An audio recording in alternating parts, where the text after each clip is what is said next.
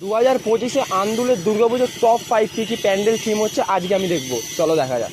আমি চলে গেলাম জোয়াট কামরাঙ্গুতে। আর 2025-এ এখানকার থিম মালদার ছাঁচলের রাজবাড়ি। দেখলাম কাজ এখন ইনকমপ্লিট, তাই খুব ভালো করে এখানে কাজ চলছে। আর এর ডিস্ট্যান্সটা আন্দুল স্টেশন থেকে 3 মিনিটের হাঁটা পথ। সেকেন্ড প্যান্ডেল দেখতে আমি চলে গেলাম দুইলা আমরা সবাই ক্লাবে।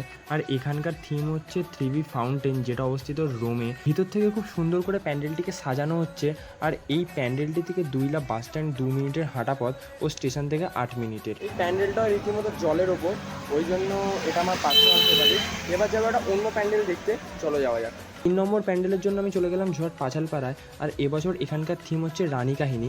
সত্য থেকে অসত্য, অন্ধকার থেকে আলো ও মৃত্যু থেকে অমৃতে নিয়ে যাওয়ার পরিকল্পনাই তুলে ধরবে এবছর ঝড় পাঁচালপাড়ার পুজো কমিটি।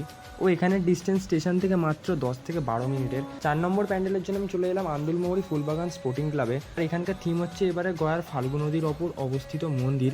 দেখলাম ভিতরটা খুব সুন্দর করে সাজানো হচ্ছে, তাই আমি ওদের ডিস্টার্ব না করে ওখান থেকে বেরিয়ে গেলাম। আর এখানের লোকেশনটা হচ্ছে আন্দুল বাস স্ট্যান্ড থেকে 5-7 মিনিটের হাঁটা পথ। 5 নম্বর ও ফাইনাল প্যান্ডেলটা দেখবার জন্য আমি চলে গেলাম আন্দুল আমবাগান মাঠে। আর এখানকার থিম হচ্ছে এবারে টেরাকোটার শিল্প। আর আমি এখানে একটা লোকাল ভাইয়ের সাথেও একটু কথা বলে নিলাম। আপনাদের আর লোকেশনটা একটু বলে দেবো এখানে। লোকেশনটা হচ্ছে মহিয়ারি আমবাগান মাঠ, অঙ্কুরহাটি বা যে কোনো আন্দুলগামী যে কোনো বাস স্টপে নেবে। বাস স্ট্যান্ড থেকে একটুখানি, তাই তো? তখন আমার মনে পড়লো পুজোর আর মাত্র 22 দিন বাকি। আমি তাড়াতাড়ি করে শপিং করি। তোমরা আরও মিনি ব্লগসের জন্য চ্যানেলটিকে সাবস্ক্রাইব করে দাও।